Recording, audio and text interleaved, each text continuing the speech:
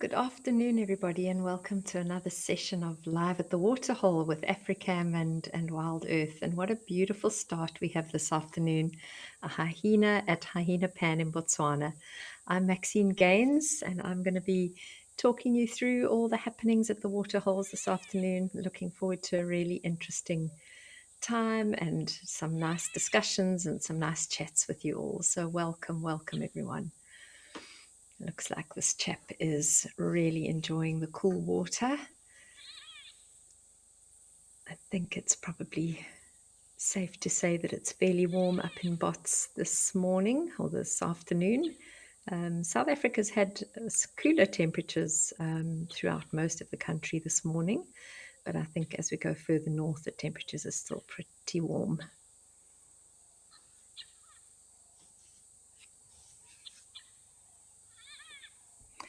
Please join the conversation with us. We'd love to hear from you. Please send in any questions, any comments, any points you'd like to discuss as we spend time watching all the different waterholes this afternoon.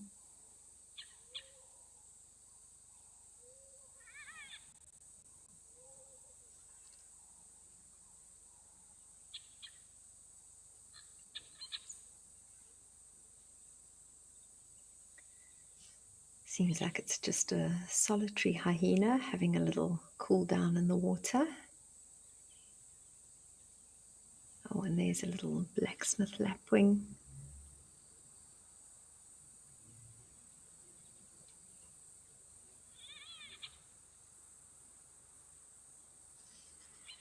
I think it could be a good day for birding for us this afternoon. I have a feeling. As the rainy season progresses down in southern Africa, you find all kinds of interesting waders and migratory birds heading south and pitching up in the weirdest of places. Waterholes are always a good spot to look out for these unusual vagrants and rare summer visitors. So yeah, it's always good to pay attention to the sometimes drab-looking little birds that are wandering around on the edges of the water, because you can actually end up finding something quite exciting. I know there's been massive excitement in the birding world over the last couple of days down in KZN, because there's been a sharp-tailed sandpiper as well as a pectoral sandpiper found down at some mud flats and waterholes in Umtumzini. So that's caused a huge stir and lots of people flying in from all over the country to come and have a look at the little birds. So yeah, it's always good to just check the drab little birds that are wandering around the edges of the waterholes quite carefully, especially at this time of the year.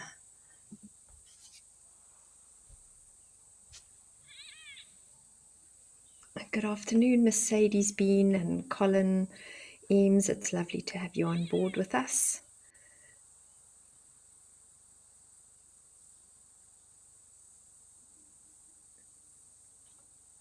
There's another little blacksmith lapwing.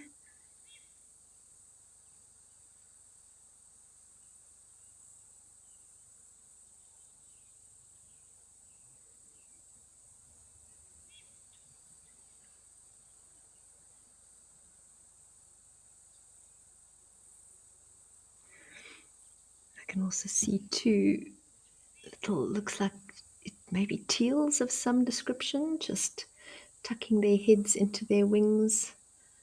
From the pattern on the head, it could be a red-billed teal, but I'm not seeing lots of detail on there.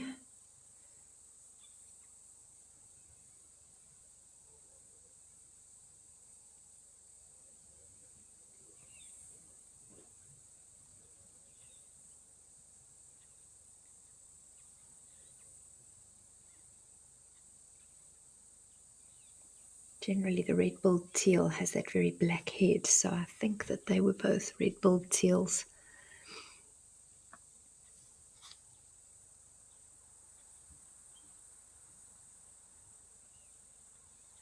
I see Colin is saying that we've had nice rain at Djuma, but the dam is still empty. Yeah, I think we're going to need a little bit more rain before that dam starts to fill up, and it's more about the rain from upstream that fills the drainage lines that run into the dam. That's the important part. So rain on Duma itself is not necessarily going to fill up that dam, but once those drainage lines start to flow, then we'll see nice water in the dam again. Lovely to see these elephants at Hyena Pan as well. This waterhole never disappoints. There's always something going on. Regularly hyenas and ellies hanging around here. Ezra's asking, would you find more birds around the delta area due to the amount of water there? Ezra, the delta is an incredible birding hotspot at certain times of the year.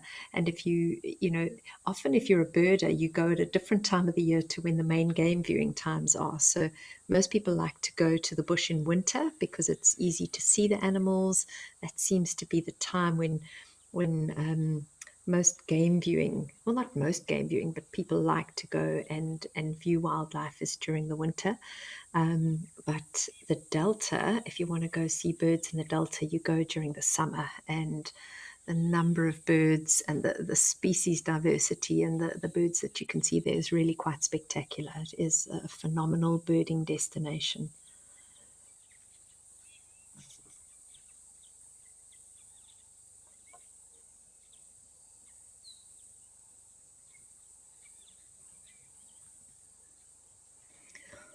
Such a peaceful scene. Those elephants just all not really, no, definitely not what I would call a pool party, just really kind of just quietly enjoying some time in the water.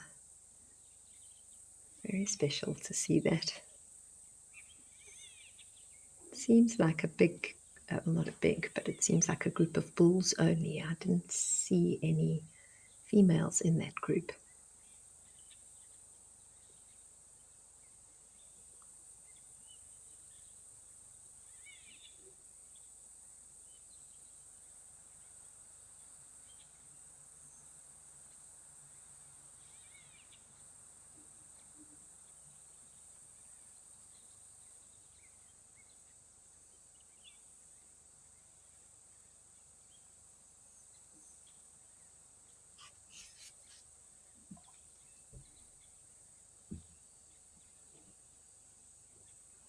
Lovely also to see the trees starting to green up a bit, get some leaves on them.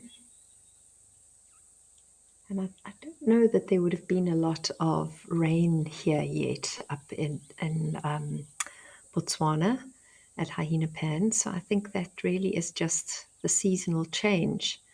Without the rain, what is that that's flown into the tree there? That looks quite interesting. Could be a starling. Difficult to see the colors on it, but it does look like it's got a little bit of iridescence there. So I think it's probably one of the glossy starlings that we've been hearing in the background while we've been watching the hyena and the ellies. Can't see any color on the eye, which can help us identify the starlings, but it definitely seemed, as the light hit it, to have some iridescent plumage, unless my eyes were deceiving me.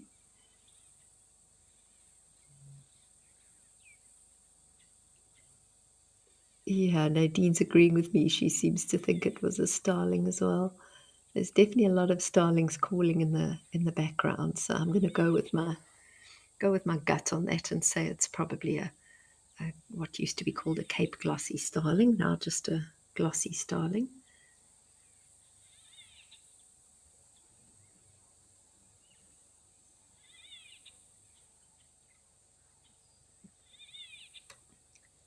Those elephants just look so peaceful there. It's lovely. They're not really drinking, they're not really moving around much, just enjoying some quiet time. I suppose even for elephants, it's important to have some quiet time every now and then. What is that? Oh, we've got some laughing doves. Oh, and that looked like a little sunbird that darted down to the water and then darted away. That was interesting. And then that there looks like a white-browed sparrow weaver, possibly. Is it? I think so. Laughing doves.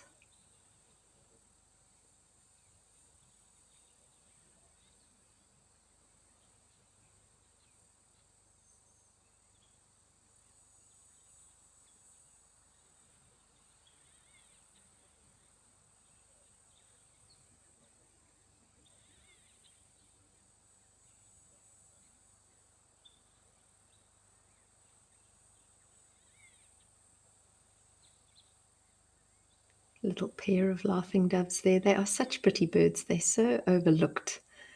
You know, often people say, oh, it's just a dove. But if you look closely at their feathers and the kind of soft pastel colouring to their plumage, they really are rather beautiful. One of my favourite little doves, I must say.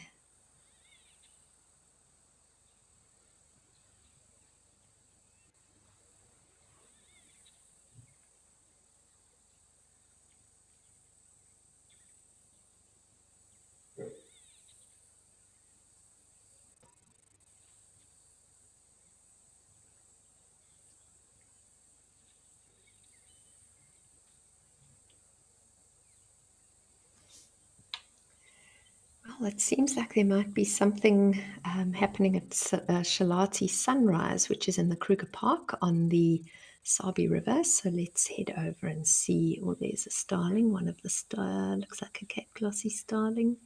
Yes. Oh, no, that's actually a greater blue-eared glossy starling. My apologies. Not a Cape Glossy. So that could have been the bird that we saw in the bad light earlier. Could have been a greater blue-eared glossy starling. Can hear him calling there.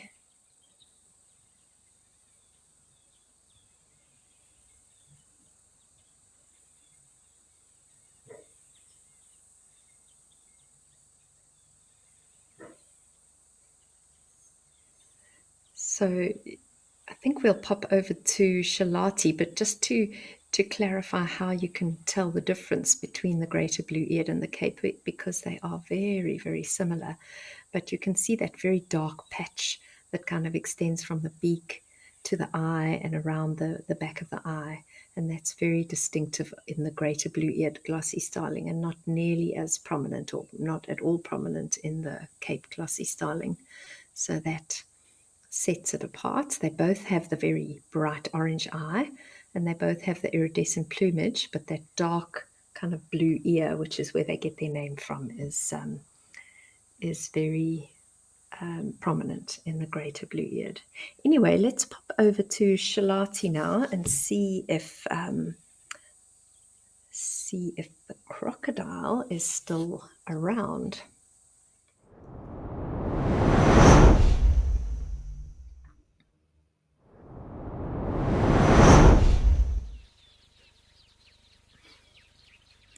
There we go. So here's looks like a huge crocodile. I suppose it's difficult to know for sure because we don't have much to compare it against. Sometimes the camera can be a little bit deceptive, but to me it looks like a very big crocodile lying on the banks of the Sabi River.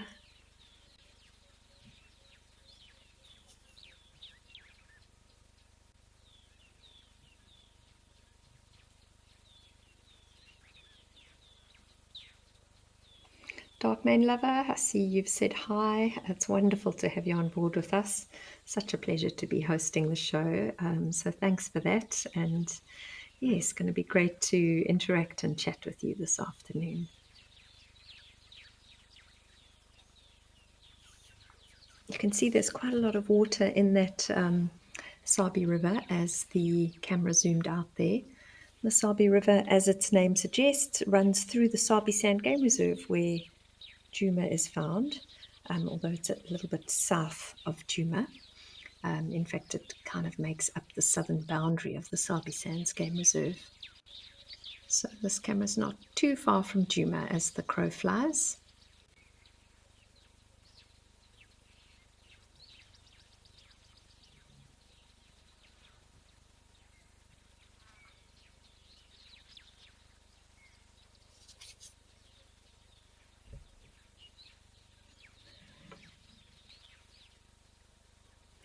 is a huge croc, dark mane lover. I'm wondering if it's a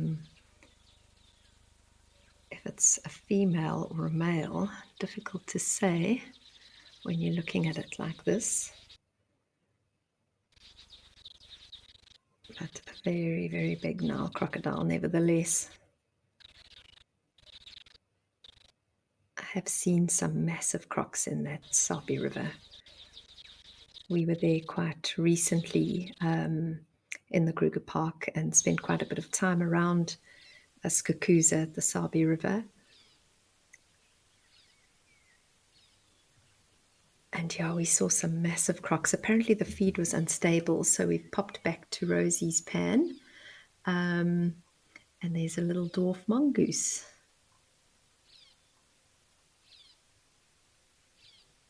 Looks like it's all on its own, but I would imagine that it's not. I'm sure there are others close by.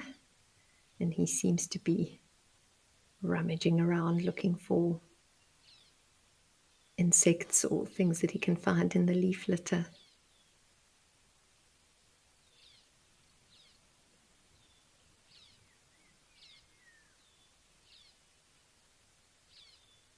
You can hear a black-crowned chagra calling in the background. Beautiful whistling call.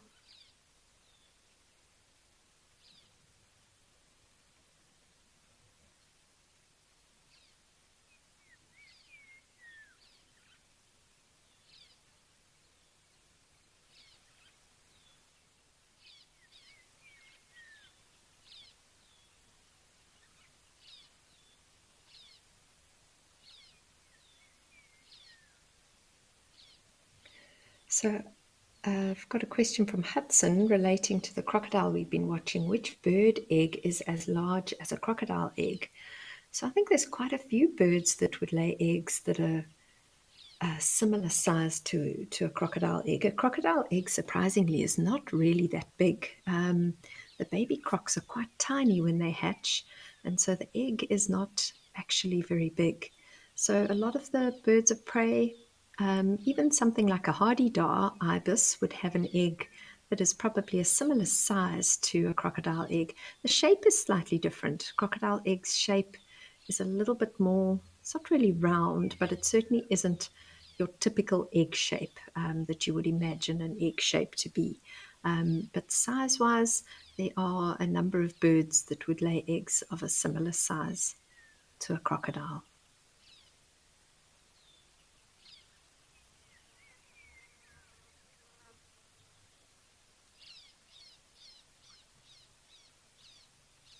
It's amazing how Rosie's pan is not very far from Juma as the crow flies, and yet when you look at the landscape there, still very, very dry compared to Juma, which is really greening up rather nicely. Just shows how the rainfall within a very short space or very short distance can be quite different.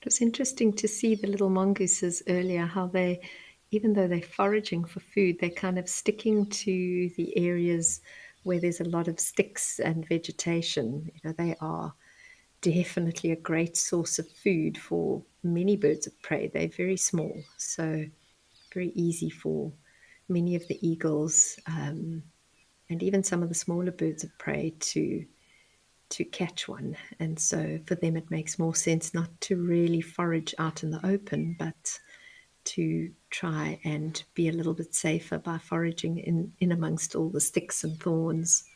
And then when you see them coming out into the open, they often run quite quickly from one open patch or over an open patch from one kind of vegetated patch to the next.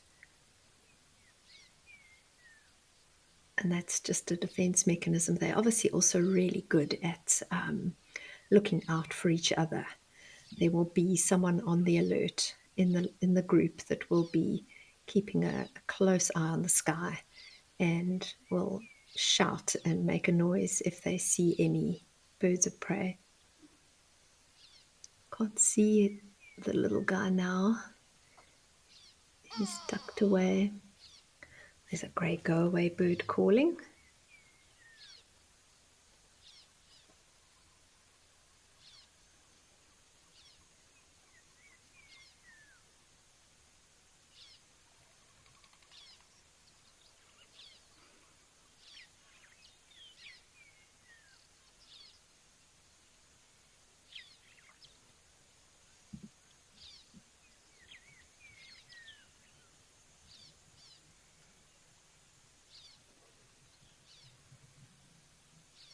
Oh, there's a little gecko or a lizard or something crawling along the...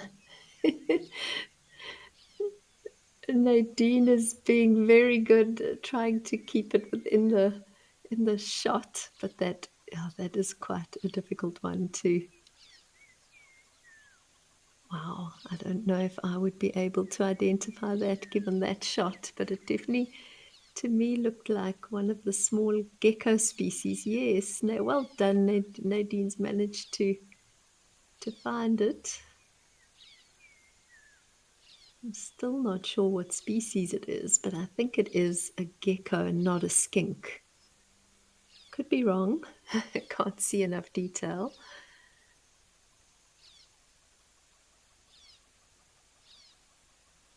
That is as zoomed as we're going to get. So unfortunately, I'm not going to be able to identify it for you all. But that's really cool. Well done, Nadine, for finding it again.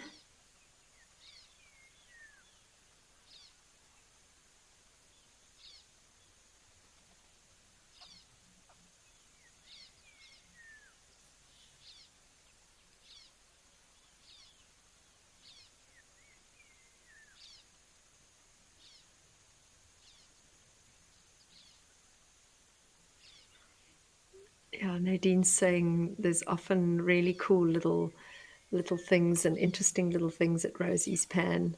That's great. It's really important not to just focus on the big stuff coming down to drink, but to see how super important water is to all these other myriad of creatures that share the space around the dam.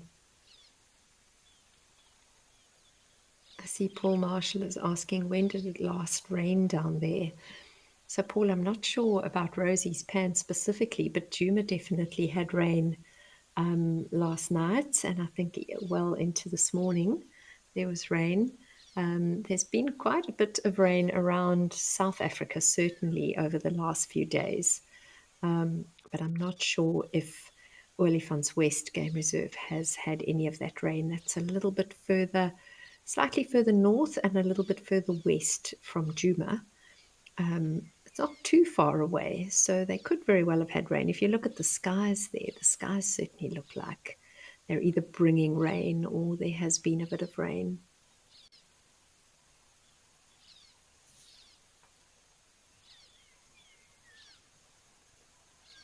But certainly the rainy season is well underway, and various parts of the country have already received quite good rainfall, which is great.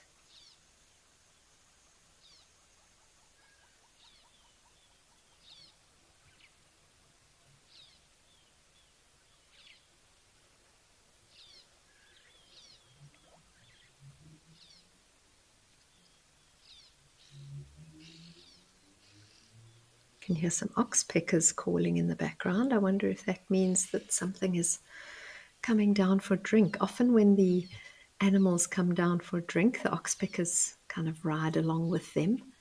And so you then will have the oxpeckers coming down to drink with the animals. They could have just come on their own. I have seen that as well, where oxpeckers will come down to the water on their own, but they often do accompany an antelope species or something that's coming down to the waterhole.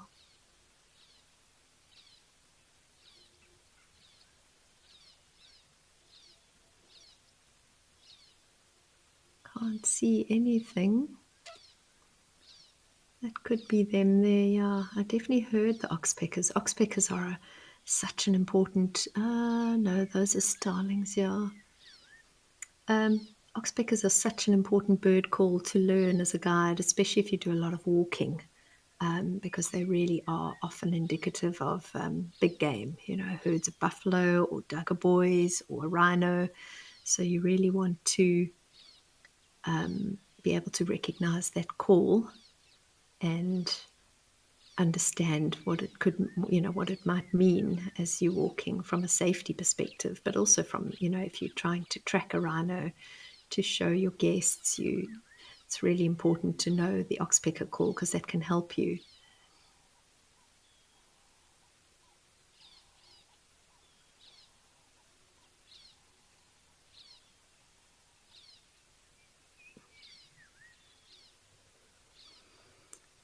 Yeah, Nadine's saying it could be something in the distance that hasn't come to the water yet. Maybe the oxpeckers kind of flew in ahead of the game. That's very possible.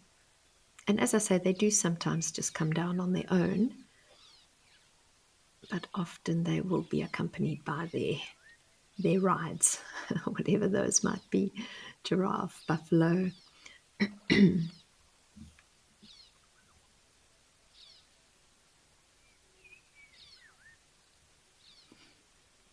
Look at the beautiful texture on that. It looks like a leadwood tree. Yes, and that weaver's nest has definitely seen better days.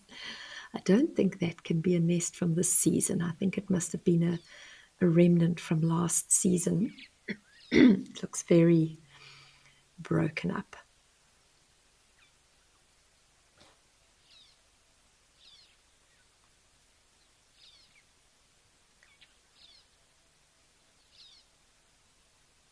I'm loving the texture of the bark on this young leadwood tree that the weaver's nest is hanging off, though. It's so beautiful.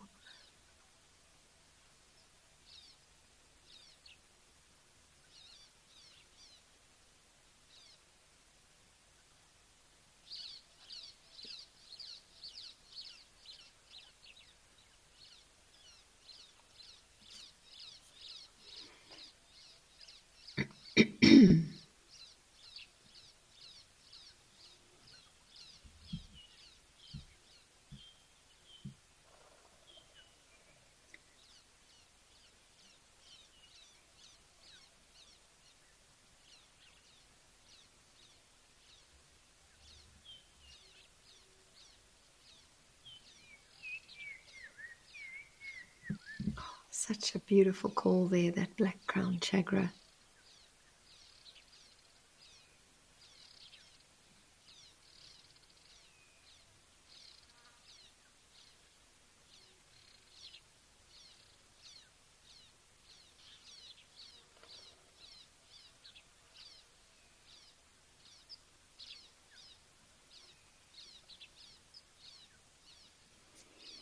There does seem to be, excuse me, a lot of activity, but it seems to be zooming past really quickly and very much impossible for the camera to pick up. I can just see shapes zooming past, probably maybe some small birds and dragonflies.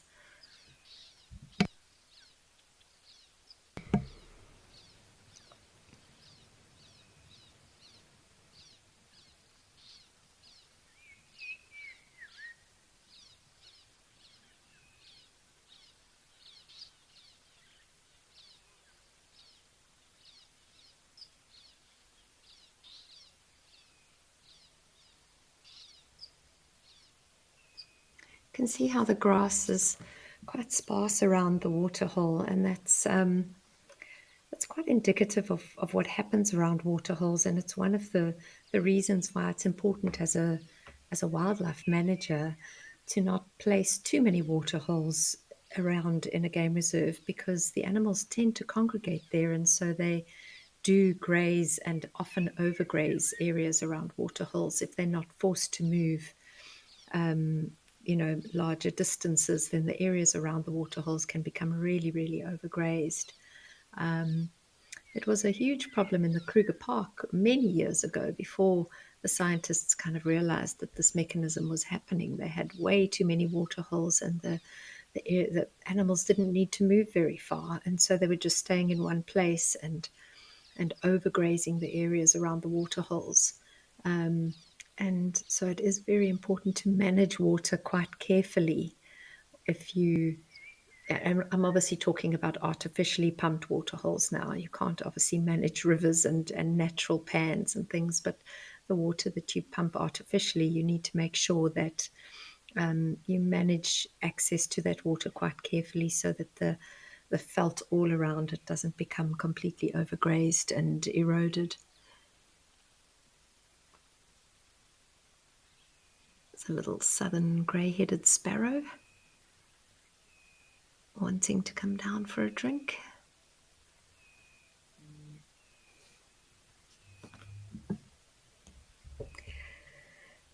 See, Ethan's asked a question here. Which bird drinks the most water? Wow. Gosh, that's a difficult question for me to answer. I'm not sure that I've ever read any statistics on that. I mean, there are some birds that can be fairly independent of water and don't need to come down every day for a drink. And then there are other birds that you will see arriving daily for drinks. But Ethan, I'm really not sure. I'll have to do some research on that and see if I can find out which birds drink the most water.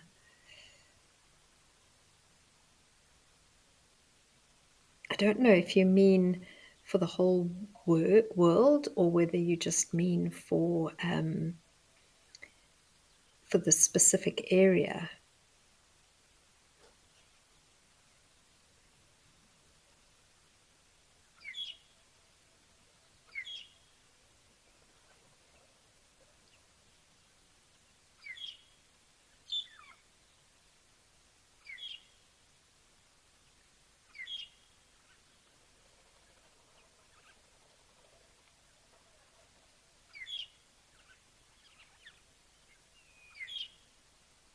I think birds that are, this is a magpie shrike, or what we used to call a long-tailed shrike.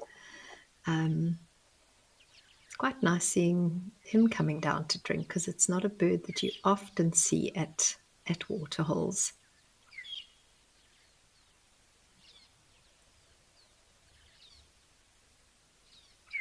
I've got looks like a starling in the background there.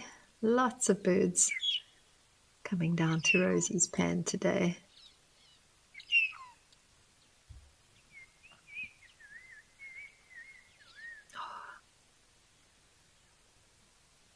So lovely watching them bath. The way they flick the water over their bodies with their wings.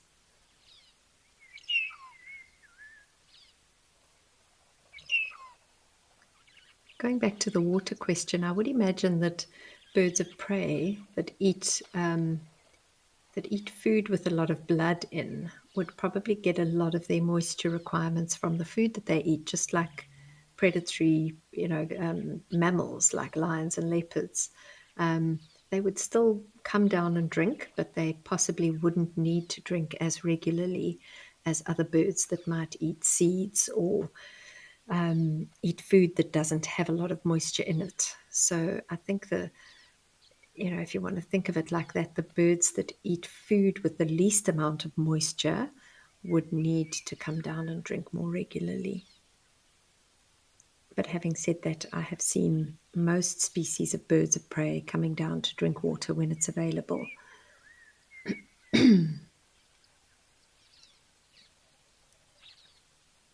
The little shrike is being quite cheeky, chasing everything away so he can have his bath. There's a question here from Gianna. Do all birds in Africa produce some form of oil to help keep their feathers clean? Most of them do. Famously, some of like the darter, actually doesn't produce a lot of oil, which is makes it less waterproof. So when he comes out of the water, he's got to really hang his feathers out to dry, as it were. You'll see a darter sitting for ages next to the water if he's been fishing, with his wings spread out, kind of drying himself off. Whereas a lot of other birds don't need to do that because their feathers are quite waterproof. So darter would be one that doesn't have a lot of oil.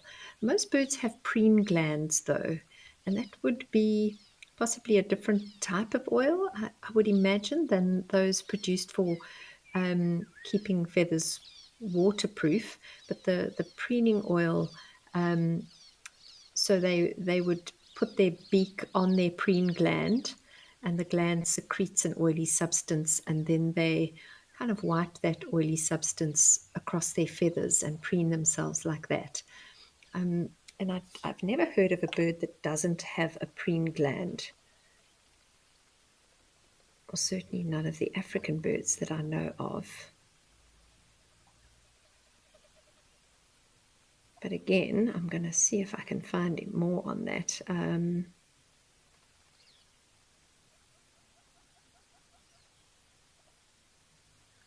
The preen gland is normally situated just above the tail. And if you have a pet bird, if you kind of lift the feathers above the tail, you can see it. It's quite it's a little, like a little bump on the skin. It's quite visible. I keep chickens at home for eggs, and I'm often fascinated watching them use that preen gland to spread oil all over their feathers.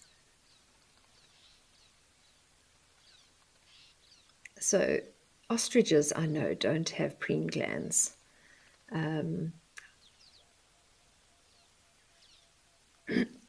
Excuse me.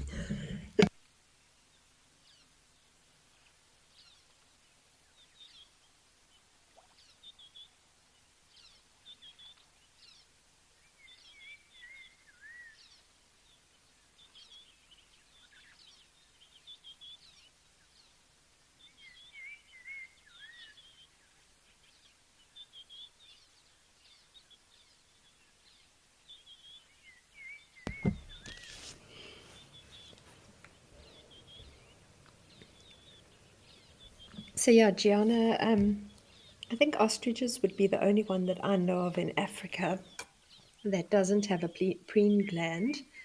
I think the darter, as much as it doesn't have waterproof feathers when it is in the water, it still does have a preen gland. And then I would imagine possibly some of the ostrich-like birds in the rest of the world might also not have preen glands. So things like emus, excuse me.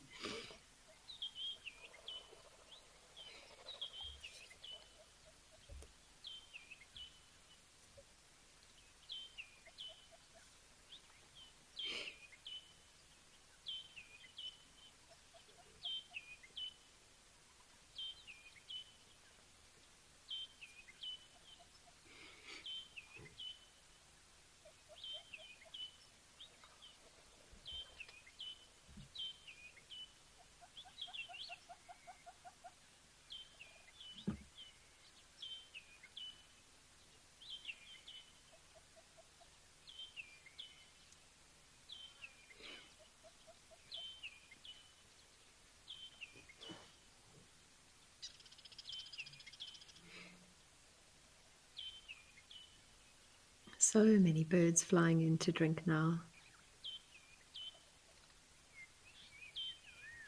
It's that time of the day, you know, it's one of the hottest times of the day. Oh, there's a little crested barbet. I heard him calling earlier. Just a brief view of him.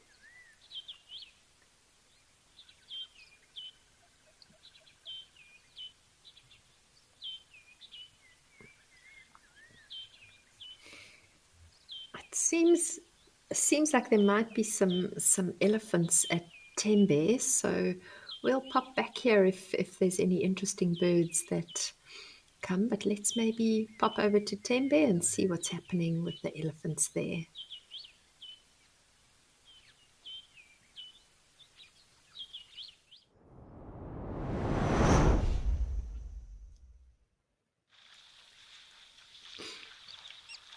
Oh wow, lots of ellies today. You can see one of the collared elephants on the left there.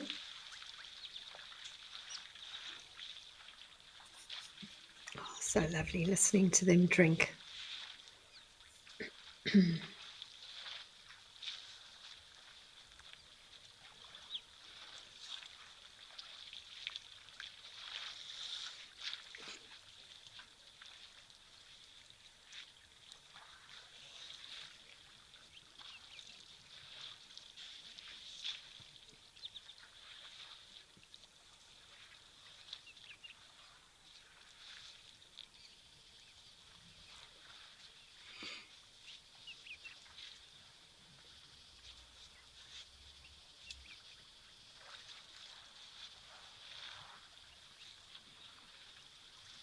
I know Tembe's had quite a lot of rain recently, and you can really see the difference there in the green vegetation around this waterhole. It's also quite close to the coast compared to a lot of the other waterholes, so it gets that real coastal frontal weather, subtropical.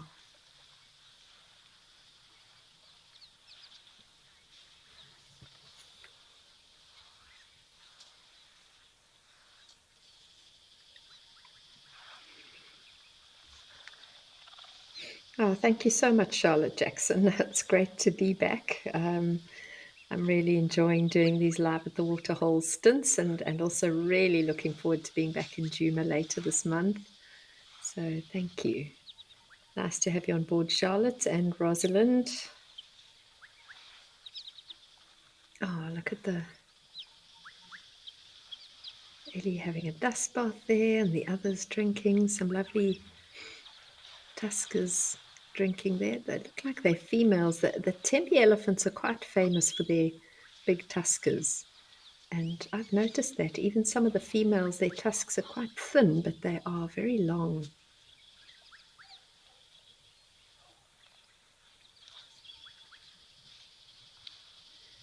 I can hear a beautiful,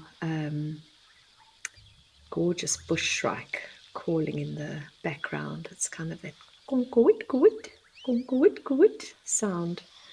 They are one of the most magnificent birds.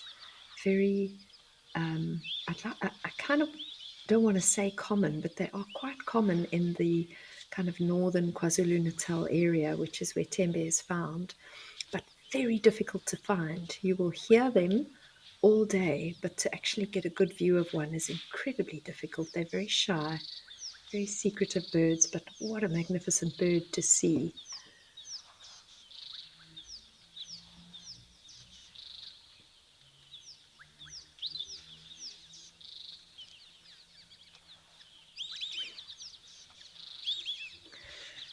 Benjamin from the UK is asking, does it ever dry up around the KZN area? So Benjamin, there are parts of KZN that do experience drought. But, oh, look at that. Sorry, Benjamin, I am going to get back to your question. There's a beautiful tusker on the right there. Very, very long tusks. But typical of Tembe, I've noticed it in that the tusks are long, but they're very thin. When you see big tuskers in Kruger, you tend to find that they are long and fat. But the big tuskers in Tembe seem to have very, very long tusks, but not nearly as thick as some of the Kruger ones. He's there with his back to us now, kind of on the right of that group. Beautiful tusks. So Benjamin, this specific area here where Tembe is has a very high rainfall, mainly because it's quite close to the coast, and so it gets the coastal frontal weather. Where I live in KwaZulu-Natal, it's not too far from Tembe, a little bit further south, but also we have a very, very high rainfall. And you know, the Indian Ocean also kind of makes the climate, even through winter, very warm. We are very lucky here in KwaZulu-Natal. We have very warm winters in this part, and it means that the area stays quite green throughout the winter. You don't really have seasons or very distinct seasons as you would in other parts of the country. You have summer and you have winter. You don't have a very distinct spring and autumn. A lot of the trees are evergreen, or they lose their leaves intermittently through the year. They're kind of semi-deciduous trees. And so this area in KwaZulu-Natal tends to be quite green throughout the year.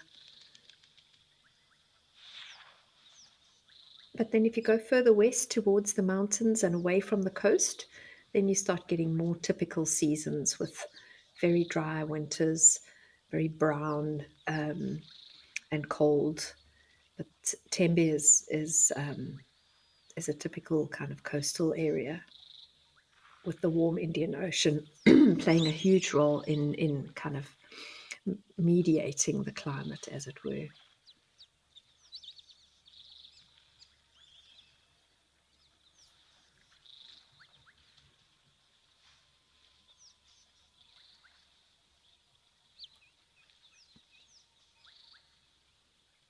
Oh, such a lovely dust bath being had there.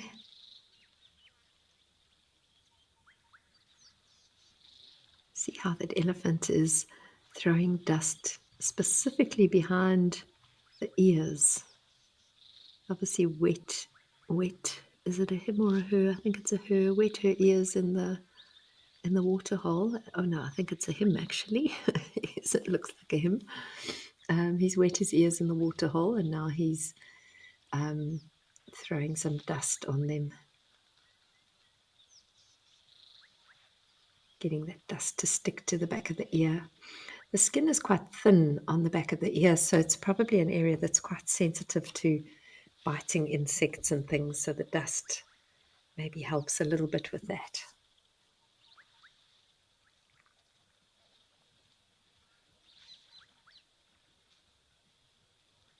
Gosh, that Ellie in the background really does have beautiful tusks. You can see he's old. He's seen a bit of action in his life. His ears are all ripped up.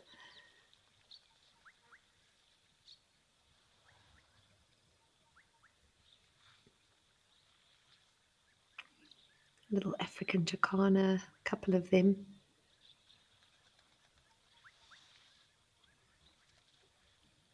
Just walking across the sand. You normally see them walking on top of the lily pads in watering holes. So it's quite unusual to see them walking across the sand like this.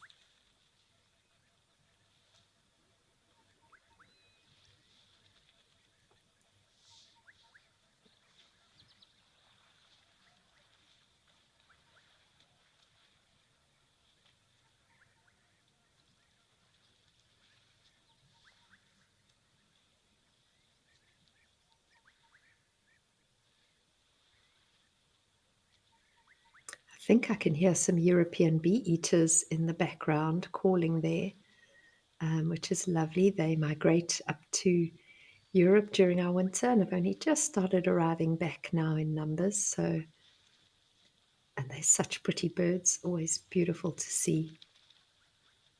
They're quite noisy. The flocks of them are quite noisy. I thought I heard them calling in the background.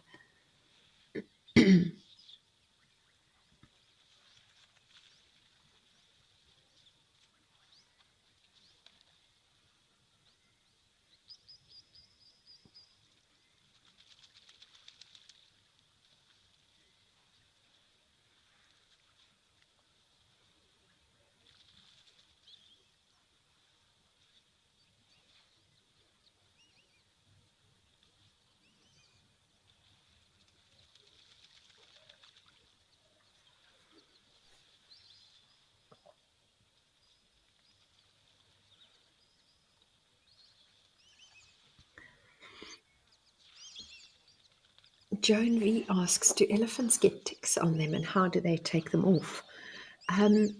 They do get ticks. You don't see ticks on elephants as much as you would on some of the other game, and it's because of the thickness of their skin. It's actually really difficult for a tick to gain purchase on an elephant. So the mouth part of the tick is a certain length, and for them to actually penetrate through the skin into an area where they can kind of place that mouth part into a blood vessel is quite difficult. And there are only a few places on an elephant's body where the skin is thin enough, let's say, for a tick to be able to gain purchase. And that would be probably around the tail, around the anus area, and maybe kind of in between the legs towards the genital area. That's generally the places that if you are going to see a tick on an elephant, you'll see it there. And normally they don't actually get them off. It's quite difficult unless they can reach it with their trunk. I've never ever seen an elephant trying to pull a tick off its body.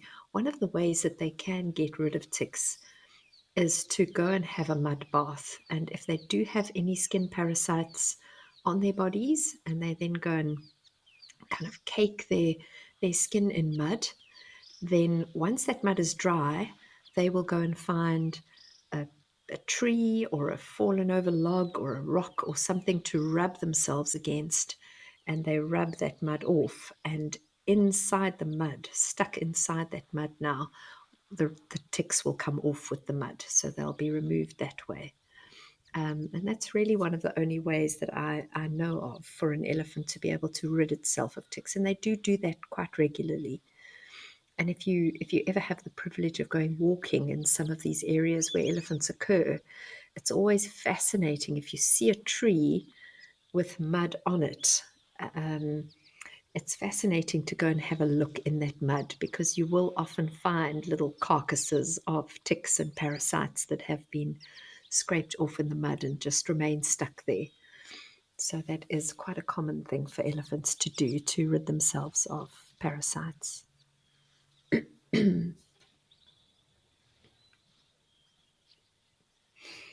Joan Mellows says you love the African bee eaters. Very pretty birds. Oh, they are. There are so many beautiful species of bee eater. My favorite is probably the white-fronted, but the carmines, I was recently up in Zimbabwe. Well, not recently, it was actually a year ago now, but we went to an area where there was a nesting colony of carmine bee eaters nesting in the banks of the Rukumechi River. And it is picture book magnificent. These bright kind of pink birds, just hundreds of them, all nesting in these holes and kind of perching on the irregular sections of the bank. And the bank is just crimson pink with these carmine bee eaters. It really is quite magnificent. But yeah, they are amazing birds. Very, very pretty. Darkmane Lover, I love watching Ellie's as well.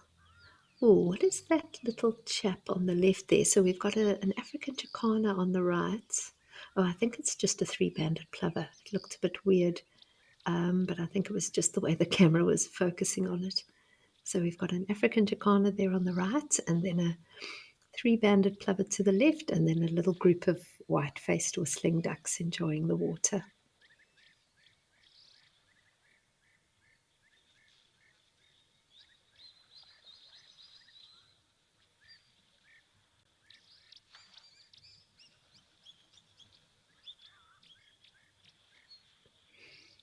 Picasso saying, let's hope for sunny days and rainy nights for a while. That would be nice.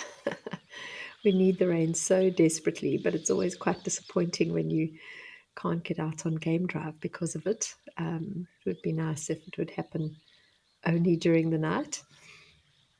I actually love going out in the rain. I know can be quite bad for the camera equipment and things like that, but there's nothing nicer than being out in the bush during a gentle rainfall and just watching how the animals appreciate the water.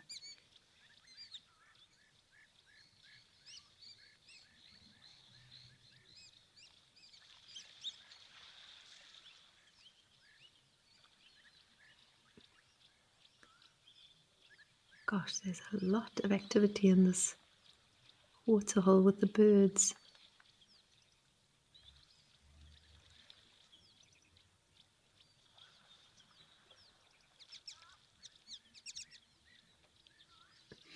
Inga's asking, is it easier to do birding in areas where there are water sources?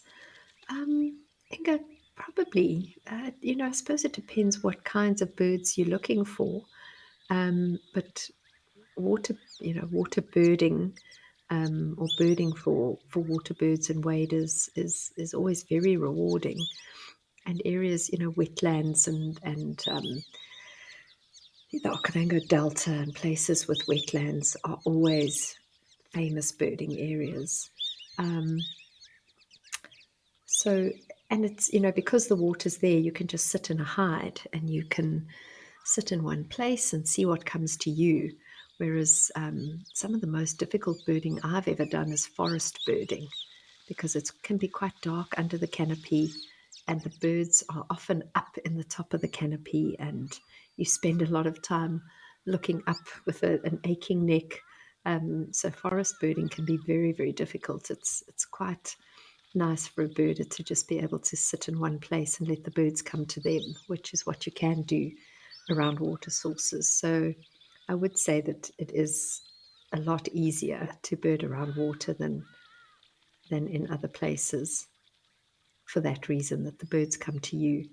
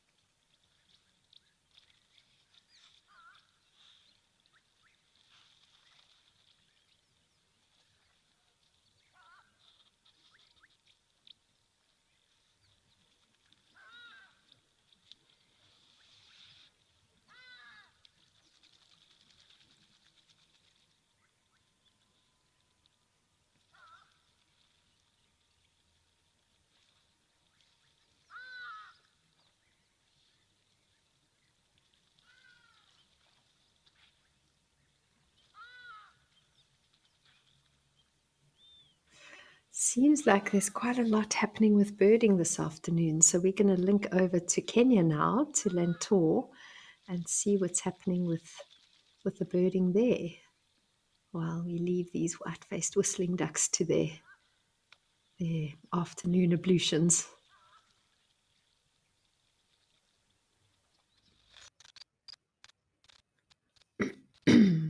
Oh wow, gosh, we've got lots of interesting little birds here. Looks like some red-billed quellias, and could also be, what kind of firefinch is that? That looks like it could be a red-billed firefinch as well. Very special.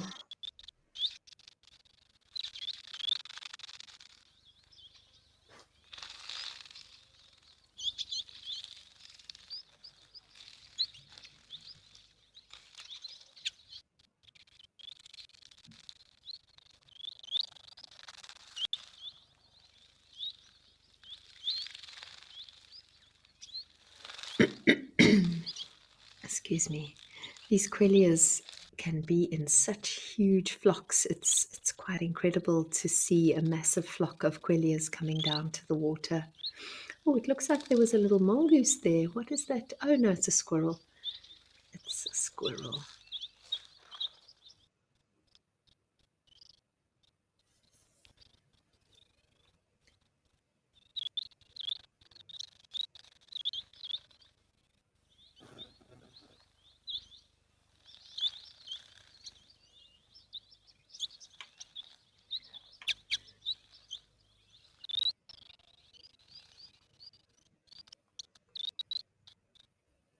I think that's an unstriped ground squirrel.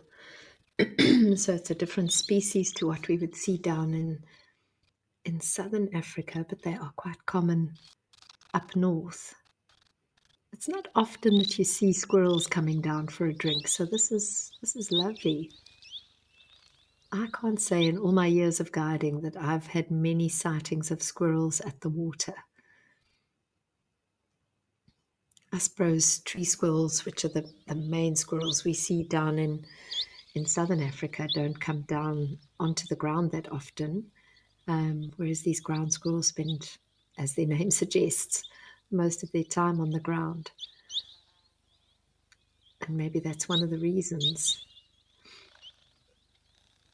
I think sometimes tree squirrels in South Africa manage to drink in the trees, because sometimes you'll get a little, a little depression in a branch that just collects the odd little bit of water, and they can then drink from there, so they don't necessarily need to come down to the water holes.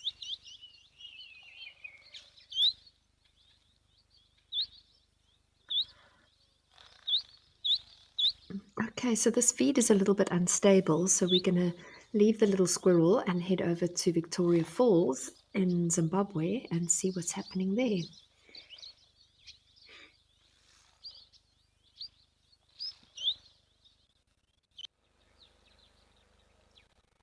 Oh wow, we've got some marabou stalks. That's lovely.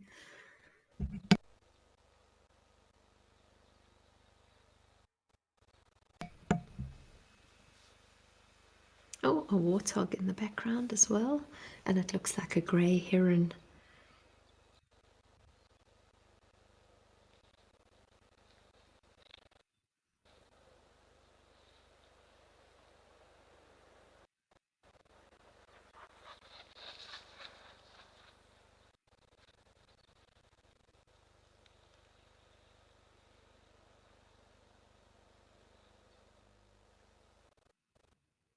Here's the grey heron, typical grey heron hunting technique, just to sit very still.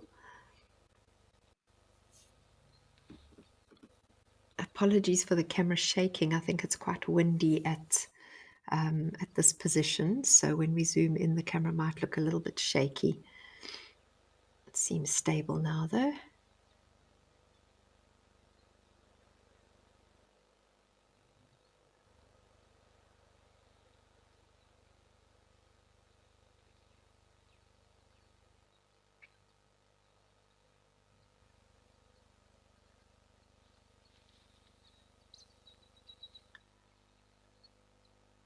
Behind the marabou stalk there, we've also got some white-faced whistling ducks grooming themselves in the water.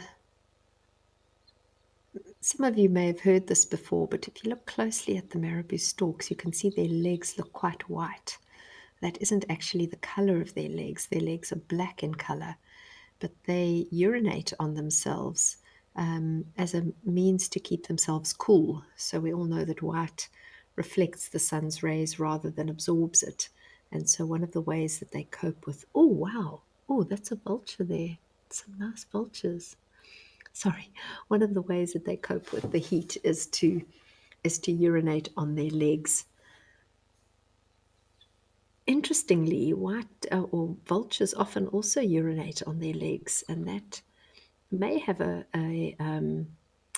kind of a heat coping advantage to it. But one of the main reasons that they do it is to kill bacteria on their legs, because of the fact that they walk around in muck and carcasses a lot of the time. I would imagine the marabou stalk would also benefit from that, if their urine is quite acidic, because marabou stalks also like to feed on carcasses and walk around in really quite germ-ridden areas. And so I would imagine that by urinating on their legs, they also manage to kill off some bacteria, which is quite interesting.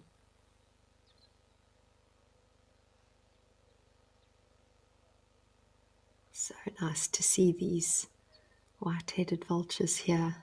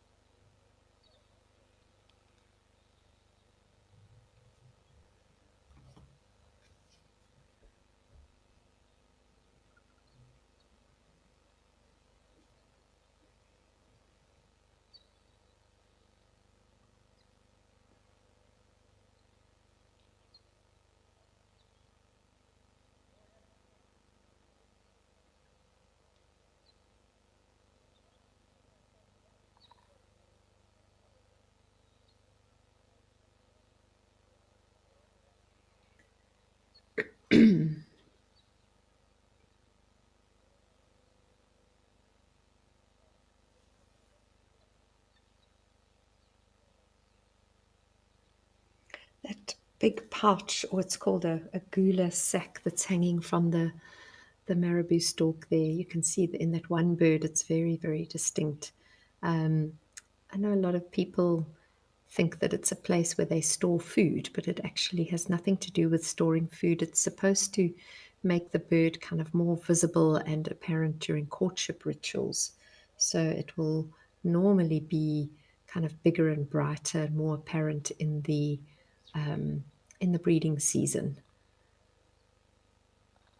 And birds that are actively breeding, the kind of sexually mature birds, will have much bigger and more apparent gular pouches than younger birds.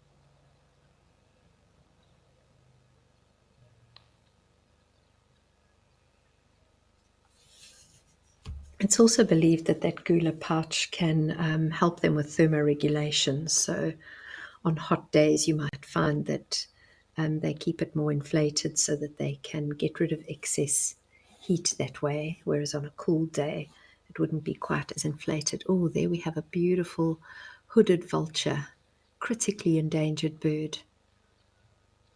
The whiteback vultures that we were looking at earlier have also sadly been listed as critically endangered.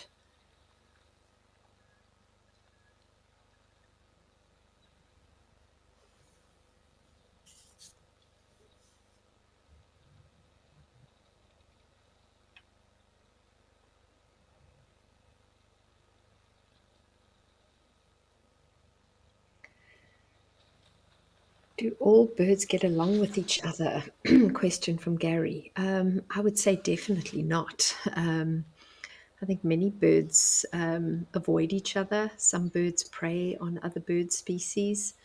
I'm thinking of things like black sparrowhawks or various falcon species, African hawk eagles. They are bird specialists, so they would eat other species of birds, even things like ground hornbills, as they wander around on the ground. If they find a nestling or a bird in the grass, they would think nothing of eating it. Oh, wow, look at the vultures thermaling there. That's very special.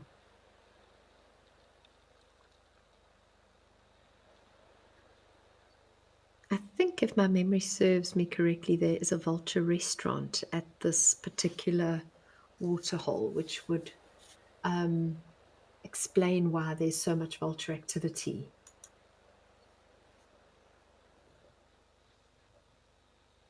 So seeing them circling there doesn't mean that something's been killed, but it could just be that there's a vulture restaurant. Some of you might not know what a vulture restaurant is. So in some parks where there perhaps isn't enough predators, where the predators have been eradicated and there's not enough food for the vultures, either in game reserves or sometimes on a farmer's farm, they might provide food artificially for the vultures. They will often then break up bones because there's no hyenas doing that, so the hyenas aren't naturally crushing the bones that the vultures can then use. And so at these vulture restaurants, they put out carcasses and smash up the bones so that the calcium is available to the vultures. And where these vulture restaurants occur, obviously the vultures learn quite quickly that food is available there, and they will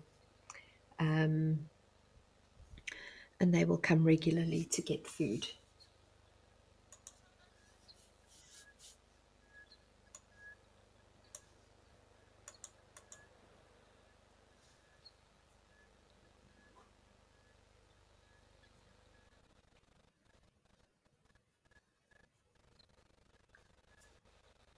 So lovely to see them thermaling up in the air. Always looks so effortless when you see a vulture flying. They don't seem to flap their wings at all. They just catch the thermals up. I see Ruth Ann has asked, are there any birds that only eat plants or grass? There are many birds that would only eat, well, I shouldn't say only. So there are many birds whose main diet would be fruit. So that would be plant diet. But almost all birds, especially when they have chicks in the nest, need to give their chicks a protein meal. So caterpillars are one of the most important sources of protein for many birds. Even a fruit eater, a bird that comes to your garden and eats berries from your trees and feeds predominantly on fruit, will still need the protein-rich insects in your garden, and they will definitely need that when they are raising chicks. As the chicks are growing, they very much require a high percentage of protein in their diets. So most birds that eat fruit will still eat protein.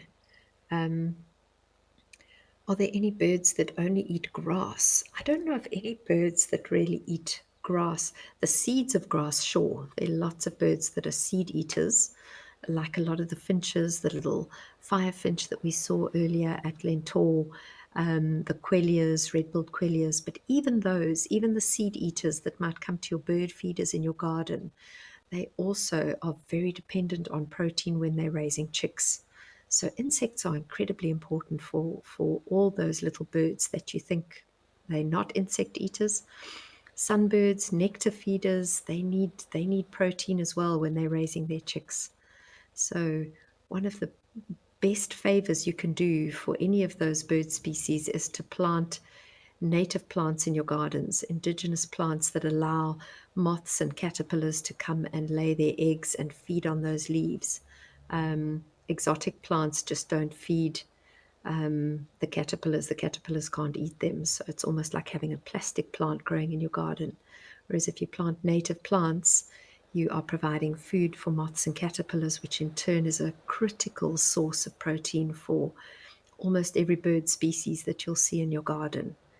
And of course, in these wild areas as well, all these birds require protein in some form.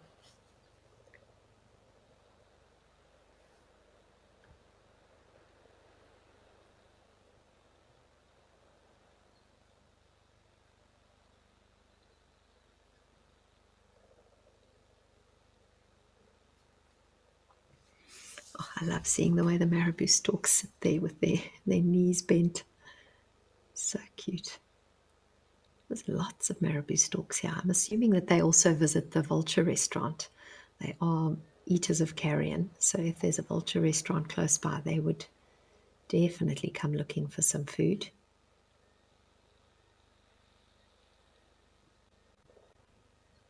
Grey heron still patiently waiting for a fish to come by.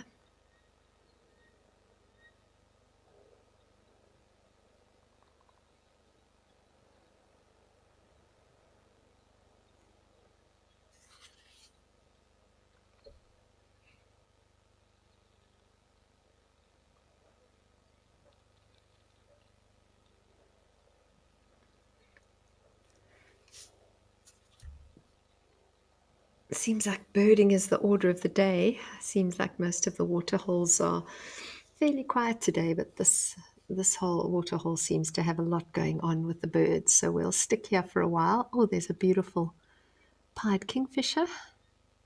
Just popped onto the log there.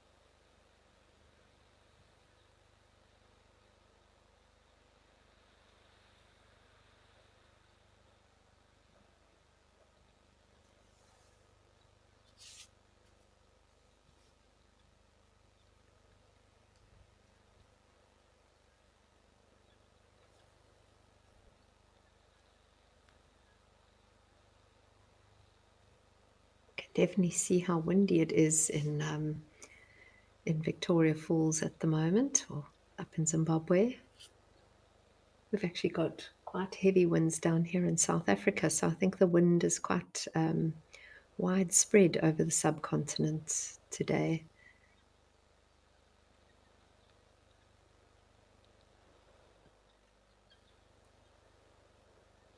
That was interesting because it almost looked like the pied kingfisher was going after an insect.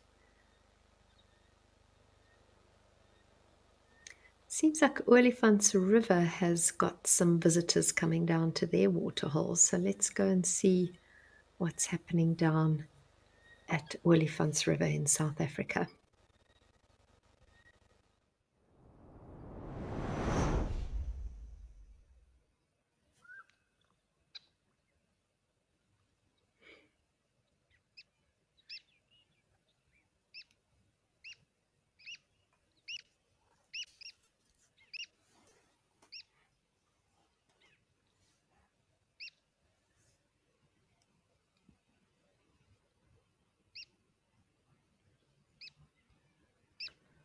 Lovely big fig trees growing on, I think they're fig trees, it looks like it from the bark, growing on the banks of the river here.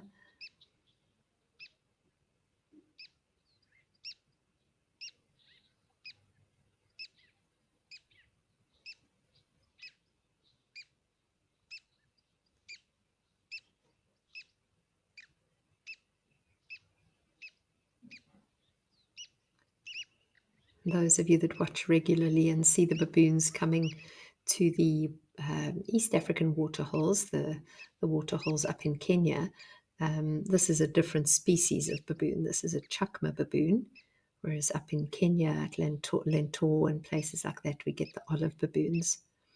So these guys are a little smaller. They don't have as thick a coat as the olive baboons do. But a big male chukma baboon is a large animal, nevertheless. Beautiful tree, look at that. Sycamore fig, one of my favorites.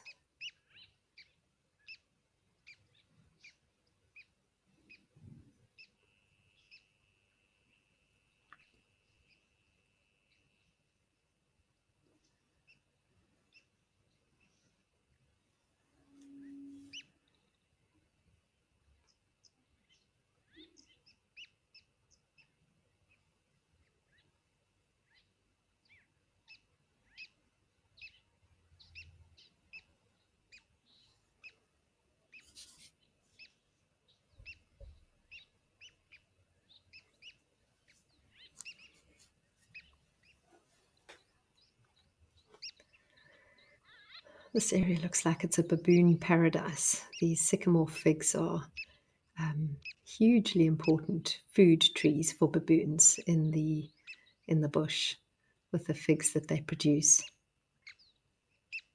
And they produce them for quite an extended time during the year. And it seems that each tree's fruiting time is not necessarily the same as another, another tree of the same species in the same area. So often trees, kind of all the trees, fruit at exactly the same time in one area. They flower at the same time, they fruit at the same time. Whereas with sycamore figs, you can find one tree full of fruits and another tree has nothing on it. And then a couple of months later, that tree will have fruit on. So it does just mean that there is food available for an extended period of time in the year, which is great for these baboons and also for many of the fruit-loving birds that depend on these trees.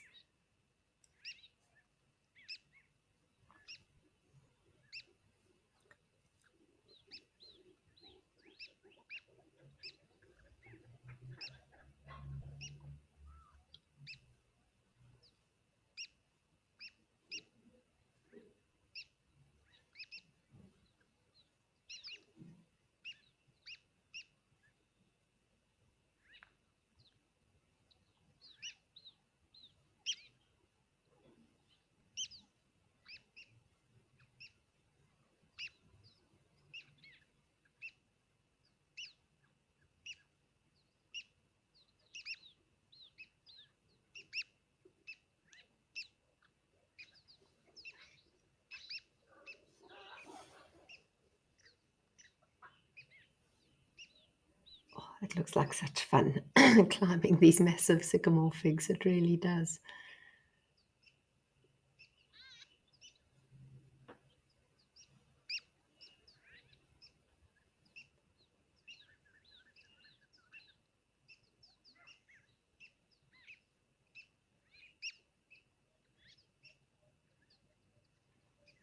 Baboons are also creatures of habit. They love to go back to the same tree of a night and roost there. They'll have a few kind of favorite trees in their territories, depending on where they end up. But often the sycamore fig will be the chosen tree for them to go and spend the night in.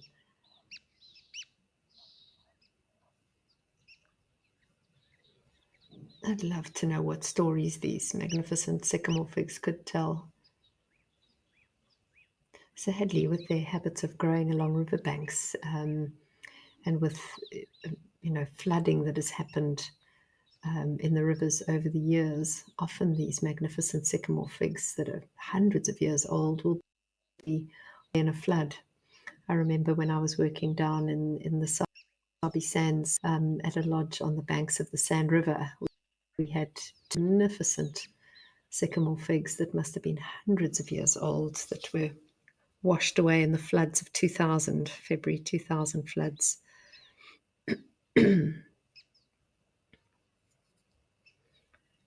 Catherine, it does look like the perfect spot to be under the shade of these trees.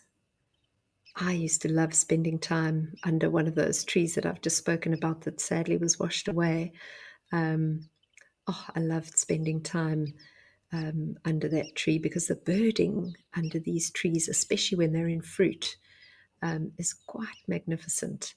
And then obviously when the fruits are there and the baboons and all the birds are up in the trees feeding on these incredibly nutritious fruit, things like impala and bushbuck will come and wander around at the base, and nyala, because they can get the fruits that fall to the ground. And so you have an incredible species diversity and massive activity going on under these trees when they're in fruit. It really is quite special. Looks like, is that a little warthog? Yeah, it looks like I don't know, is it a warthog? There's something in the bottom of my screen that I can't actually see very clearly. I thought it was a warthog, but now I'm doubting myself. It might have been an antelope.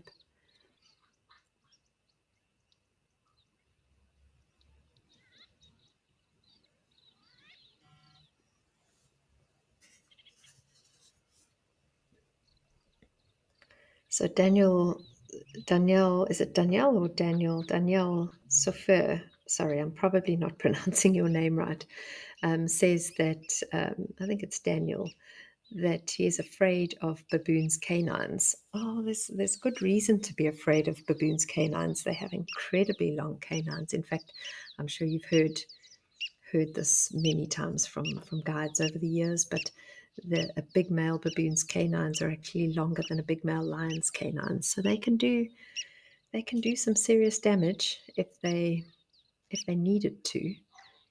But generally, for a baboon to attack a human being, you would need to have cornered it and really given it no other choice. Most of the time, a baboon that sees a human just wants to move away and get out of the way, and not get into any trouble. And it's only really when we corner them and make them feel like they have to defend themselves that it can become a problem. Obviously, in some parts of South Africa where people have fed them, that's another area where baboons can be a problem, and where you can end up having humans being bitten by baboons, is in areas where they've been fed by tourists and by irresponsible people. And they then start to realize that humans equate to food, and they then will approach humans far more closely than they would under natural conditions where they haven't been fed by humans.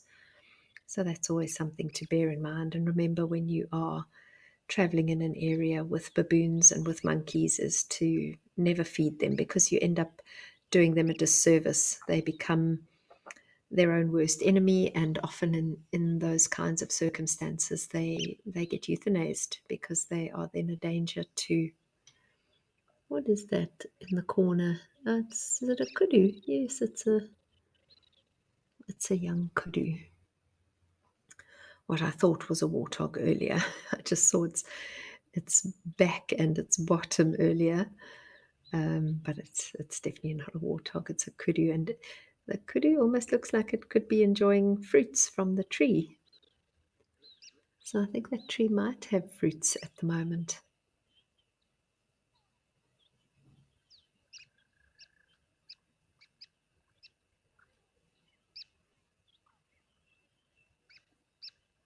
Yeah, I've just actually seen a fruit drop into the water there on the left.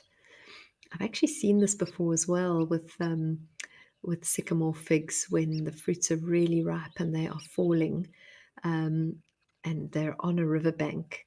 I've actually seen fish coming to feed on the fruit as well. So it really is an incredibly rich source of food for so many different species, from birds to mammals to fish, insects.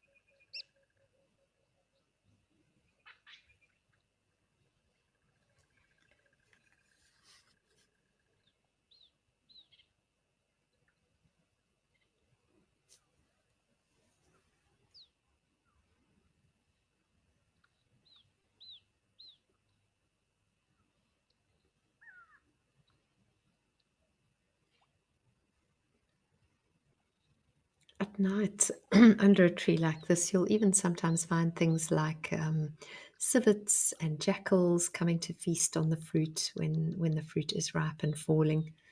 See, there's now an impala here as well, looking for fruit, fallen fruit.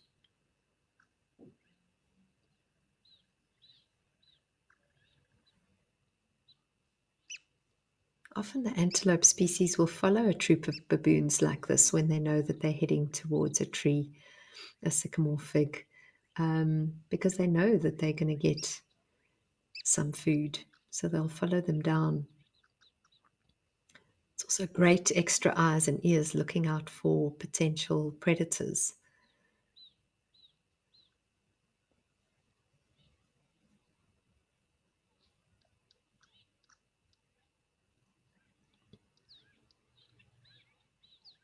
That kudu looks like he's actually storing some of those fruits in his cheeks. He looks like he's got bulging cheeks there with the number of fruit that he's put in his mouth.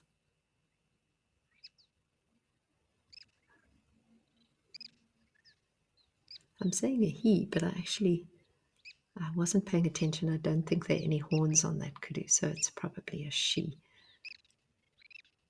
probably a female.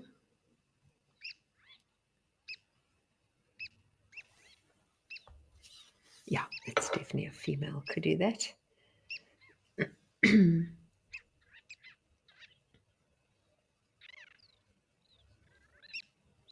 There's a species of wasp that inhabits the fruits of this tree, um, and they live out their entire life cycle around the fruits of this tree. And each species of fig tree has a specific species of fig wasp that is dependent on it. And these wasps are tiny; they're almost like little black ants with wings, and yeah, they are specific to the species of tree. So that's another organism that is dependent on this fig tree. And then you get a beautiful butterfly called a fig tree blue. And the fig tree blue butterfly will only lay its eggs on the leaves of fig trees. And then obviously the caterpillars hatch out and they can only eat fig tree leaves. They have evolved over millions of years, that their digestive system can cope with the tannins and the chemicals in the leaves of the fig tree. And so that is all they will eat. And it is the most magnificent butterfly. Any of you that have a butterfly book, or if you have access to the internet and just look up the fig tree blue, it is a really magnificent species of butterfly.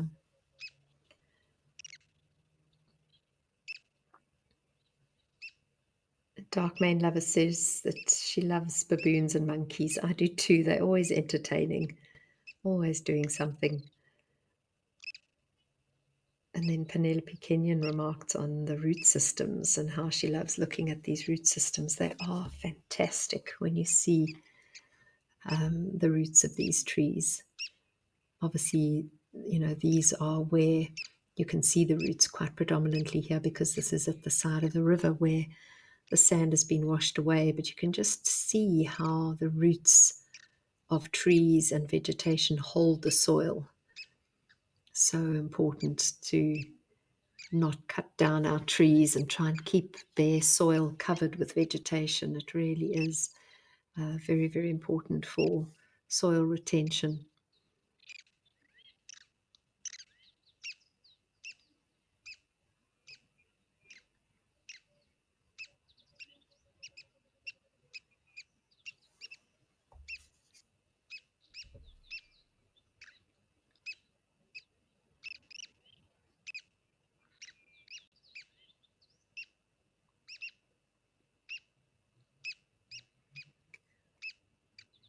Well, there's been so much going on today. I was thinking we would link to Mashatu at some stage, but we've had quite a lot going on in the other reserves. So I just want to talk quickly about a new photo safari with Danielle Carstens that's happening to Mashatu Game Reserve in Botswana, and that's happening this time next year, October 2025.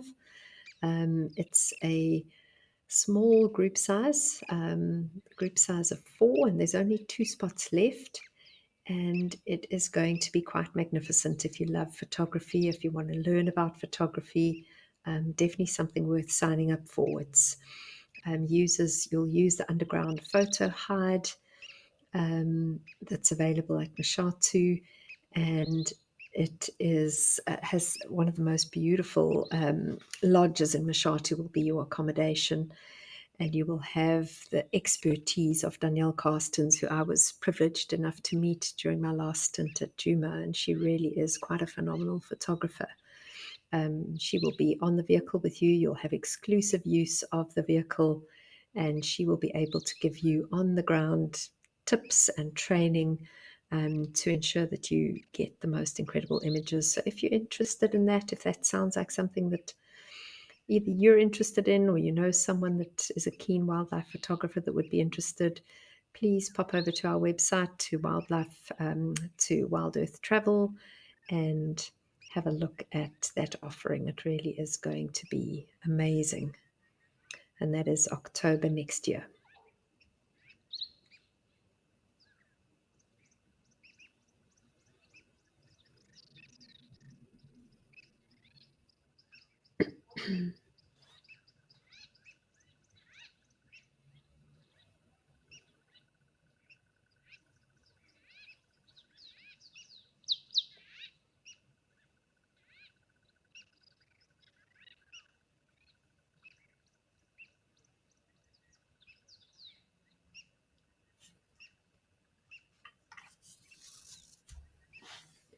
It's so funny to see that kudu with with these full cheeks as he fills his mouth with sycamore figs. Wondering if he's also maybe eating some of the fallen leaves from the tree. But with all that activity under the tree and all the different species, I'm pretty sure that there must be some fallen fruits there.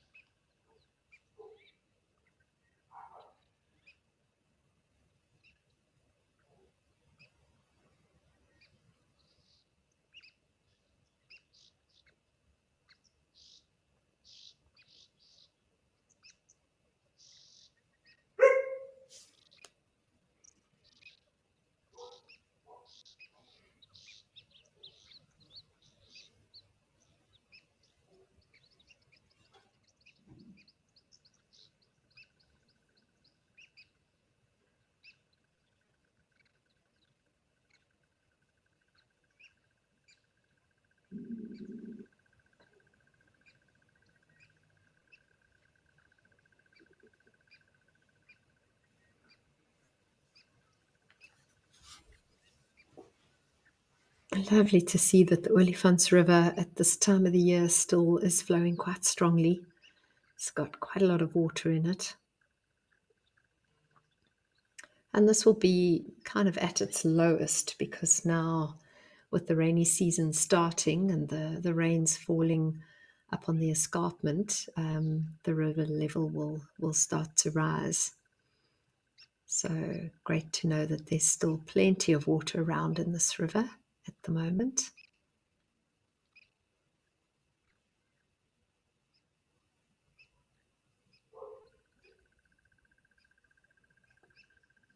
It's one of the main rivers that runs through the Kruger Park and brings lots of life to Kruger. It's also, interestingly, one of the places in Kruger where you're quite likely to see Pearl's fishing owls. Doing a walk along the banks of the Orange River can often be really quite rewarding for birding, and particularly for Pearl's fishing owls.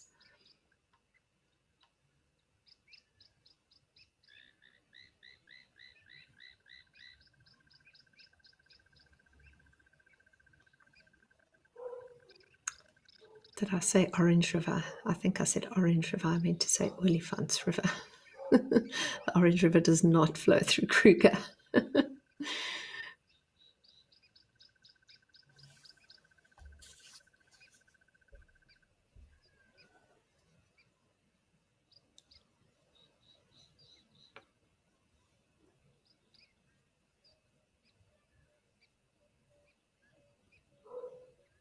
Oh, there's an Ellie in the background crossing the river. Just see him splashing. I think it's an Ellie, making lots of splashes as he walks across.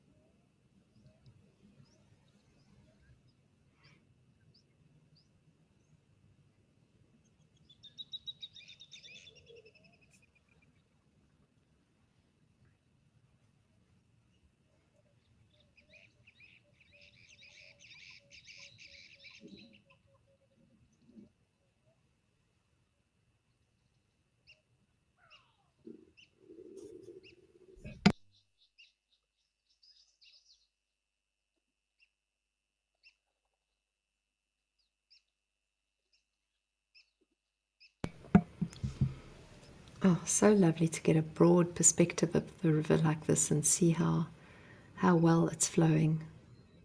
It looks pretty shallow in most places, but it's still, there's a good flow of water there, which is lovely.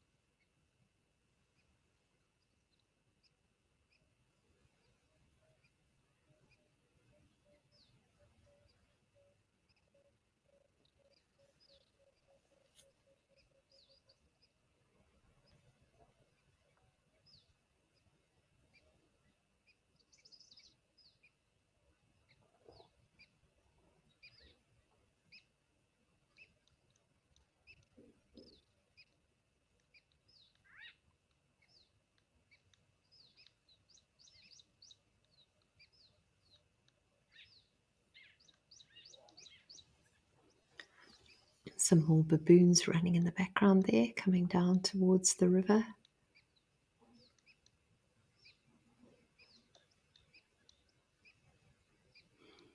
Quite a risky place to come and have a drink, I would imagine. They have to choose carefully and go for the really shallow pools along the side, because there are lots of big crocodiles in this Olifants River. Alex is asking, do we get elephants at every location in South Africa? Alex, I'm wondering if you are referring to every African location. And if that's the case, no. I think there are a few cameras in places where there are no elephants. I know there's some cameras around some birds' nests, like the black eagle nest in Walter Sisulu Botanical Gardens. There's no elephants there. I think there are some cameras around the penguin colonies, around Boulders Beach or Stony Point, sorry. Obviously no elephants there. So there are a few cameras in areas where there aren't elephants, but I think most of the Africam cameras that we see on Live at the Waterhole are in places where there are elephants.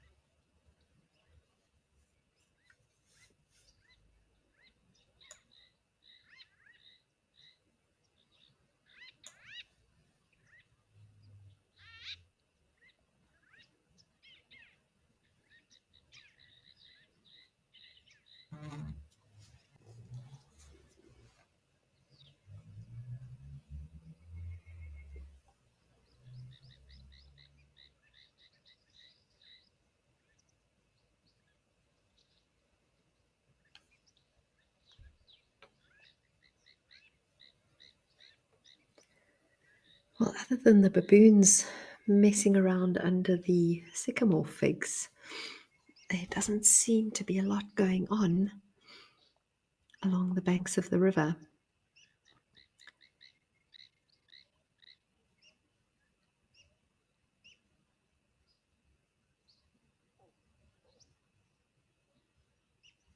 Quite a few birds flying about very quickly, flying past the cameras, probably swallows, maybe some swifts, possibly collecting mud to make their nests.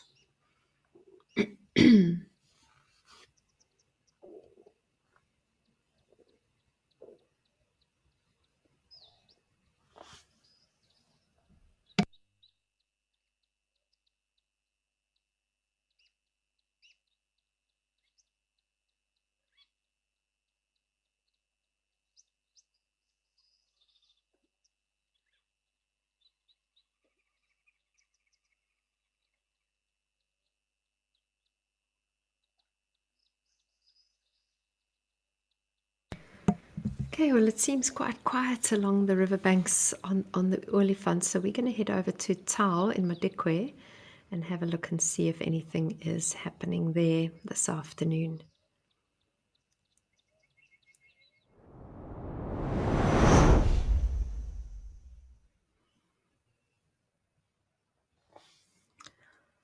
Okay, we've got a few things going on here. Some wildebeest. Looks like a grey heron in the foreground on the right there, just hunkered down with his head and neck tucked in. And a little blacksmith plover popping around, popping up and down in the background there.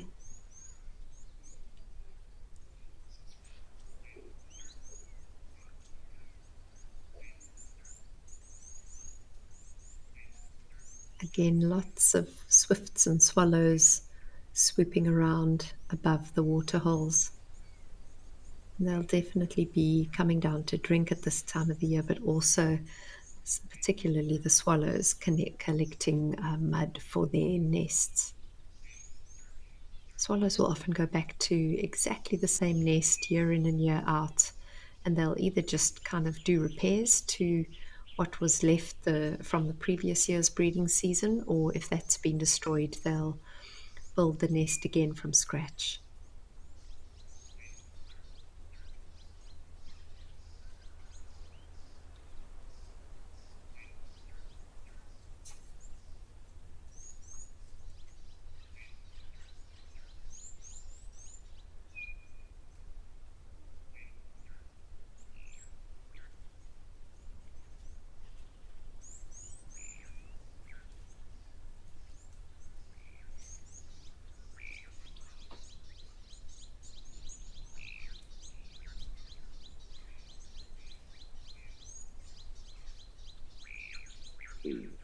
There's some Egyptian geese.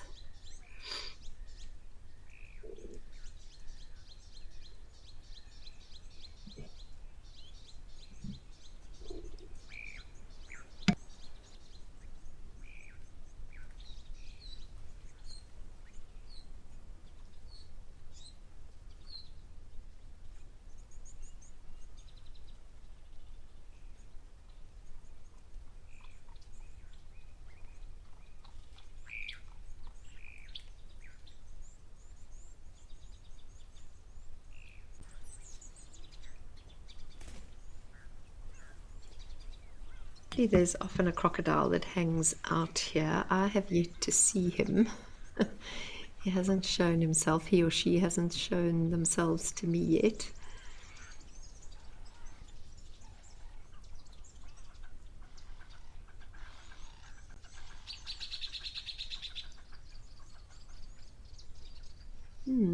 Could that be it?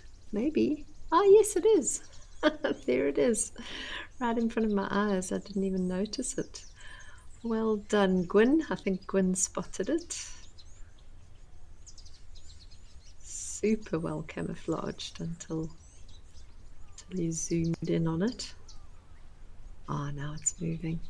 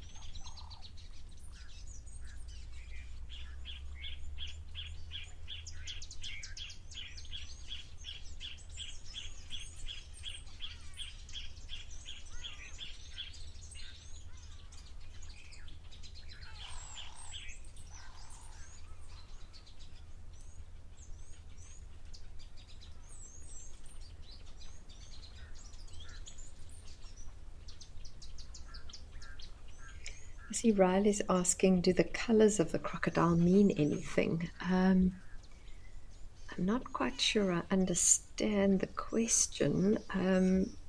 So Riley, if you mean, does it mean if it's a male or a female? Are the different sexes colored differently? Then I can say no. You can't really, yeah, you can't tell the sex of a crocodile by looking at its coloration. Tend to find that really old crocodiles are very dark. So possibly a lighter crocodile like this might be a younger crocodile. But then also because they spend so much time in the mud, often when you see a crocodile, you're not actually seeing its true colors because it could be covered in kind of brownish, grayish sludge. And when that is washed off when it's in the river, then you see these shades of kind of yellow and green and black coming through. But certainly from my experience, when you see some of the big, really large old crocodiles, they tend to be quite dark all over their bodies. But then also, what you must remember is we often see just the back of the crocodile, and actually, when they roll over and you see their bellies or the underparts of them, that is normally quite a lot lighter and can have kind of mottled from white to yellows to greens, different coloration on the belly. But certainly has nothing to do with the sex of the crocodile. And as far as I'm aware, nothing to do with kind of breeding season or things like that. Sometimes birds in the breeding season will become a lot more colorful, and outside of the breeding season, they'll look quite drab. Whereas with a crocodile, that doesn't happen. They don't change color depending on breeding season either. So I would say that the color is more possibly an indication of perhaps age, and then also just how much it's been in the mud or what color the mud is in the area that the crocodile lives in.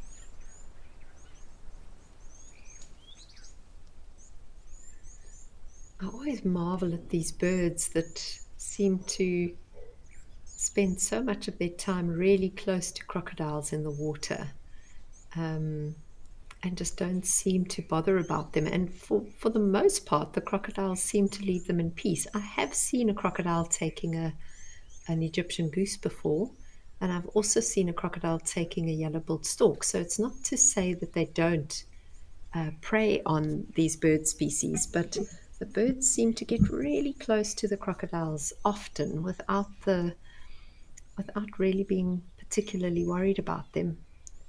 It's really interesting.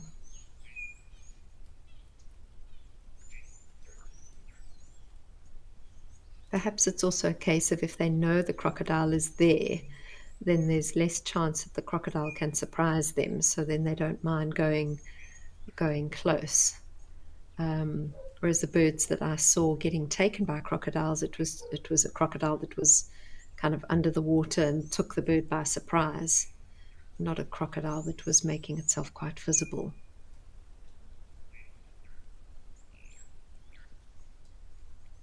But it is still amazing to me how the birds kind of carry on with whatever they were doing with a crocodile so close.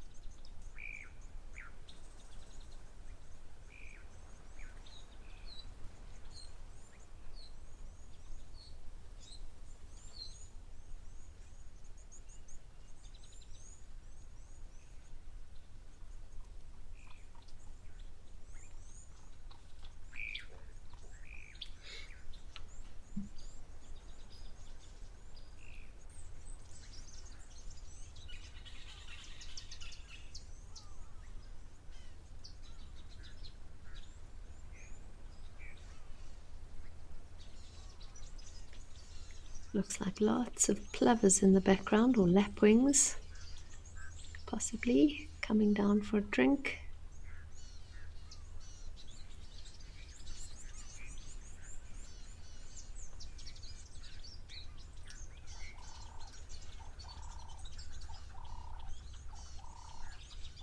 Can hear a ring-necked dove or Cape turtle dove calling there. Typical African sound, that. Oh, and it looks like we've got a jackal where those... Is that a jackal? Where the wildebeest were. The wildebeest have left now. And it seems like it could be a black-backed jackal in the background there. Yeah. He almost seems to be feeding on something in the mud. He might just be drinking, although I don't know if there's much water that side. It was further back.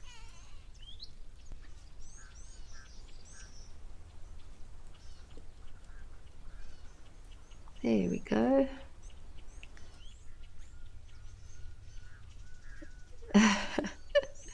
Gwen says my eyesight's amazing, but I missed the crocodile that was right in the middle of the screen earlier. So, Gwen, I'm not so sure that I've got the most amazing eyesight. But yeah, always lovely to see a jackal. We're coming to the end of the show, so nice to have a little jackal just before the show draws to a close. He definitely seems to be either feeding on something there or he's got his face in the mud. So he's either drinking or he's found something nice to eat in the mud. Sometimes these animals also eat mud or eat sand, but it's not as common with predators as it is with some of the herbivore species. So I think he's probably just found something there. But anyway, what a lovely close to the show, being able to see this black-backed jackal. And we don't have very much time left, so I'm going to say goodbye. It's been wonderful having you all on board with us this afternoon. Done some great birding and looking forward to some more live at the waterholes next week. Hopefully there'll be some more birding. Hopefully we'll have had some more rain and these waterholes will really be active for us. But thanks everyone for hopping on board. Please don't forget to hop on board the game drives later on this afternoon that are going to be going out as long as there's no rain. We've really enjoyed having you with us. Goodbye everyone, and I will see you next week at Live at the Waterhole.